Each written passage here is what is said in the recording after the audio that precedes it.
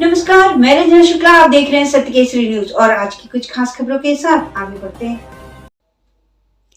कालका शहर में चोरों के हौसले बुलंद होते जा रहे हैं। एक महीने पहले कालका के रामनगर एरिया में मकान नंबर 1390 में चोरी हुई थी। उसी तरह रामनगर, शर्मा कॉलोनी और पूरे बसंत विहार में चोरों ने अपना निशाना बना रखा है।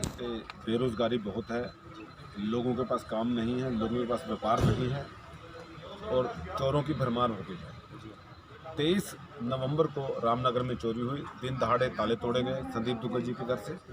सोने के सेट, चांदी, घड़ियां चुराई गई। कम से कम 5-6 लाख का सामान था। उसके बाद सुनने में आया बाइक चोरी हुई, किसी की कार चोरी हुई। उषा टेक्नो करके कोई ESI एंसेलरीज के अंदर आयशर एंसेलरीज के अंदर एक इंडस्ट्री है, उसकी मोटरें चोरी हुई, उनका सामान चोरी हुआ। और आजकल बहुत भारी कालका में चोरियां हो रही हैं। जब भी हम पुलिस स्टेशन आते हैं तो हमें स्टाफ की कमी नज़र आती है। जब भी SHO साहब से बात करते हैं वो कहते हैं हमारे पास स्टाफ ही नहीं है गश्त लगाने के लिए। सारे स्टार रैंकर हो गए और कांस्टेबल हमारे पास है नहीं। तो मेरी सबसे पहले पुलिस प्रशासन से, DGP हरियाणा से और पुलिस कमिश्नर अंबाला पंचकूला से डिमांड है कि कालका थाने के अंदर कांस्टेबलों की भर्ती करिए। कम से कम 20 कांस्टेबल और भेजें। जितनी चोरियाँ, जितने यहाँ पे शरारती तत्व पैदा हो गए हैं उन पर अंकुश लगाने के लिए पुलिस पर दे दी जाए ताकि चोरियां पर अंकुश लग सके। लोगों का जानी नुकसान हो रहा है, माल का नुकसान हो रहा है और इस समय तो कालका शहर टॉप पर है। जैसे हरियाणा के अंदर सिर्फ कालका में ही चोरियां हो रही हैं और कहीं चोरियां हो ही नहीं रही। सारे चोर कालका में इकट्ठे हो गए। चोरों ने घरों को ही नहीं, फैक्ट्री तक को भी अपना निशाना बना रखा है, लेकिन पुलिस किसी भी घटना के आरोपियों को काबू नहीं कर पाई है। रात को पुलिस की गश्त कम है और कई बाजारों में स्ट्रीट लाइट तक नहीं जलती, जिसका फायदा चोर उठा रहे हैं और CC कैमरे में उनकी फोटो तक नहीं आ रही है।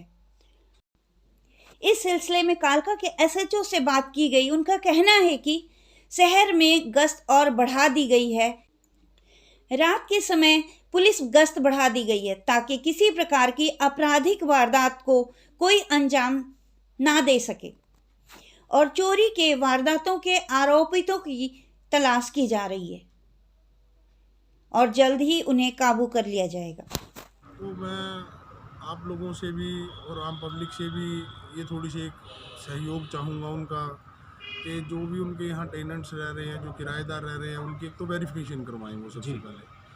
कोई अगर चोरी कर लेता है, हम किसी से पूछते हैं भैया तुम्हारे पड़ोस में ये आदमी रह रहा था, आज इसके लॉक लगा हुआ है, तो मकान मालिक बोलता है साहब मेरे पास तो उसका कोई प्रूफ नहीं है जी, मैं उसको कहाँ से ढूंढ के लाऊंगा फिर जी। उसको ढूंढने में देरी हो जाती है, इतनी देर वो दूर चला जाता है चोर जी।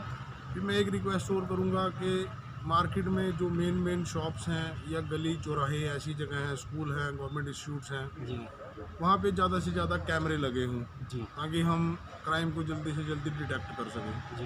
लोगों का सहयोग हमारे को मिलेगा, हम 24 घंटे इनके साथ में हैं।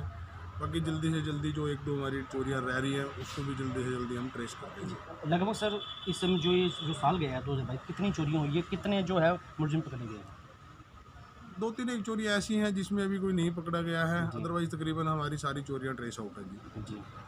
सर जैसे आप देख सकते हैं भी लोग किराएदार रखे, जैसे आपने मेन मुद्दा ये बात कहा है, लोग करते नहीं हैं, इसके लिए खासकर क्या आप कहना चाहेंगे? क्योंकि हमने देखा है ज़्यादातर किराएदार रोज़ आते हैं और चेंज कुछ महीने बाद या 2 महीने बाद चेंज हो जाते हैं। मैंने पहले भी 1-2 बारी न्यूज़पेपर में निकलवाया है। हमारे DSP साहब हैं जी, श्री रमेश गुलिया जी, उन्होंने भी 2-3 बारी न्यूज़पेपर में दे चुके हैं जी। सभी को बोल चुके हैं। हम कहीं पर भी नुक्कड़ सभा करते हैं या हमारी RWA की जो मीटिंग्स होती हैं उसके अंदर भी हम सभी को यही बोलते हैं कि घर में बुजुर्ग हैं, इनकी देखभाल के लिए, अपने घर की सेफ्टी के लिए जी, हमें अपने घर के आसपास जितने ज़्यादा से ज़्यादा हो सके CCTV कैमरे लगवाने चाहिए जी। और ज़्यादा से ज़्यादा लोगों को हमें जागरूक करना चाहिए कि अपनी टेनेंट वेरिफिकेशन करवाएं जी। सर ये तो बात ठीक है आपकी, हम किराएदार रखें उसकी अब जागरूक होना चाहिए, बताना चाहिए। जैसे झुग्गी झोंपड़ी वाली हैं, कहीं ऐसी दुकानें खुलती है जिसके बारे में नहीं पता होता। अब मोस्टली अभी भी हमने सुना है भी चोर वहाँ झुग्गी झोंपड़ी में या कबाड़ी की दुकान पे काम करते हैं, उसके बारे में कैसे?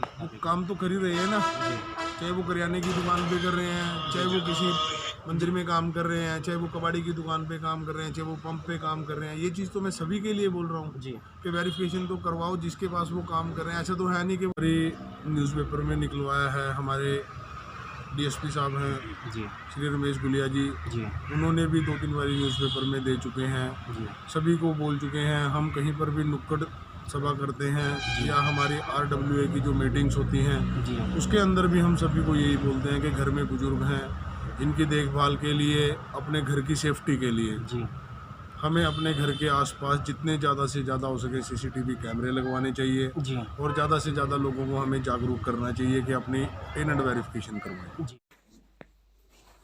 पंचकुला चेयरमैनी पद पर राजपूत समाज ने ठोका दावा। हरियाणा पंचायती राज चुनाव में अब की बार राजपूत समाज का दबदबा रहा, जिससे समाज के लोग अप्रत्याशित उत्साहित हैं। पंचायती राज चुनाव में अब की बार काफी संख्या में सरपंच, ब्लॉक समिति सदस्य एवं जिला परिषद सदस्य चुनकर आए हैं। इसी संदर्भ में आज राजपूत समाज के संगठनों ने आवाज उठानी शुरू कर दी है। सुप्रीम कोर्ट के वरिष्ठ वकील एवं अखिल भारतीय क्षत्रिय महासभा के राष्ट्रीय नेता ठाकुर AP सिंह और हरियाणा के अखिल भारतीय क्षत्रिय महासभा के पूर्व प्रदेश प्रवक्ता राष्ट्रीय कार्यकारिणी मेंबर बलवान ठाकुर ने प्रेस को संबोधित करते हुए कहा कि विशेष रूप से पंचकुला जिला में जिला परिषद की 10 सीटों में से पंचकुला की जनता ने राजपूत समाज के 3 निर्दलीय उम्मीदवारों को भारी बहुमत के विजय दिलवाकर ये साबित कर दिया है कि राजपूत समाज का यहाँ पर किसी भी विधायक को बनाने, ये खेल बिगाड़ने में बहुत बड़ा योगदान दिया है। उन्होंने कहा कि पूरे समाज की सभी सत्ता एवं विपक्ष से अपील है कि अब की बार पंचकुला में सामान्य वर्ग के पुरुष के लिए चेयरमैन पद है तो हमारा हक हमारे समाज को मिलना चाहिए। पूरे जिले की जनता की मांग है कि जिला परिषद के वार्ड 8 से विजय हुए बहादुर राणा कंकराली को चेयरमैन पद दिया जाए, जिससे राजपूत समाज को भी सत्ता की हिस्सेदारी मिल सके, क्योंकि अन्य सभी समाज पंचकुला की राजनीति का प्रतिनिधित्व करते हैं। केवल राजपूत समाज ही सत्ता में हिस्सेदारी से वंचित है। जो भी पार्टी राजपूत समाज को जिले में ये पद देगी उसे आगामी लोकसभा एवं विधानसभा चुनाव में अप्रत्याशित लाभ होगा। और आज के लिए बस इतना ही। बने रहें सत्य केसरी खबरों के साथ। नमस्कार।